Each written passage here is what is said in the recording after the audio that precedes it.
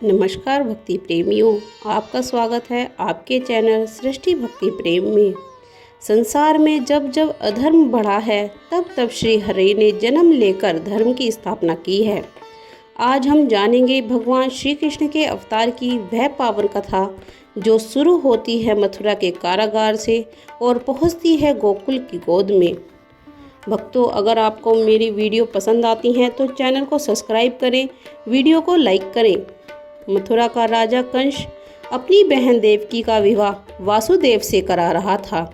स्नेह से भरे उस विवाह में अचानक एक आकाशवाणी गूंजी, हे कंस, देवकी की 8वीं संतान ही तेरी मृत्यु का कारण बनेगी। कंस भयभीत हो गया। उसी क्षण उसने अपनी ही बहन को मारने के लिए तलवार उठा ली, परंतु वासुदेव ने उसे वचन दिया, हे कंस, हम तुम्हारी सुरक्षा के लिए अपनी हर संतान तुम्हें सौंप देंगे। तब कंस को विचार आया। उसने देवकी व वासुदेव को कारागार में बंद कर दिया।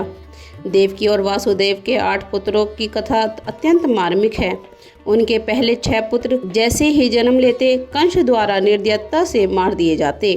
7वें गर्भ में बलराम थे, जिन्हें योग माया की कृपा से रोहिणी के गर्भ में स्थानांतरित कर दिया गया, इसलिए वे सुरक्षित जन्मे। 8वें पुत्र के रूप में भगवान विष्णु ने स्वयं श्री कृष्ण के रूप में जन्म लिया, जिन्होंने आगे चलकर कंस का अंत किया।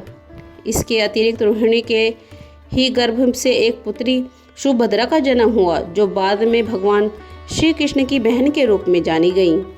फिर आई एक पावन रात, अंधेरी रात, आषाढ़ की कृष्ण पक्ष की अष्टमी तिथि। चारों ओर अंधकार, लेकिन आकाश में देवताओं की गूंज।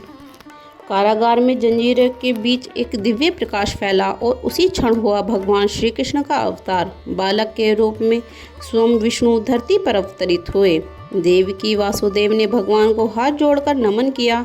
भगवान ने कहा, अब मुझे गोकुल में नंद बाबा के घर ले चलो, वहाँ मेरी रक्षा होगी। जैसे ही वासुदेव ने बालक को टोकरी में रखा, कारागार के सभी द्वार स्वयं खुल गए, जंजीरें टूट गईं, सैनिक सो गए और रात की वर्षा में यमुना का जल बढ़ा हुआ था। वासुदेव ने टोकरी सिर पर उठाई और नंगे पांव निकल पड़े। यमुना जी की लहरें तेज थीं, पर जैसे ही श्री कृष्ण जी के चरण टोकरी से बाहर आए और यमुना शांत हो गई। वासुदेव ने गोकुल की ओर यात्रा पूरी की। वहाँ नंद बाबा और यशोदा के घर एक कन्या ने जन्म लिया था।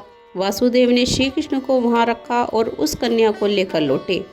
वापस लौटते ही वासुदेव ने कन्या को देवकी के पास रख दिया और सुबह होते ही कंस आया और उसे भी मारने को दौड़ा, परंतु वह कन्या उनके हाथ से छूट आकाश में उड़ गई। वह योग माया थी।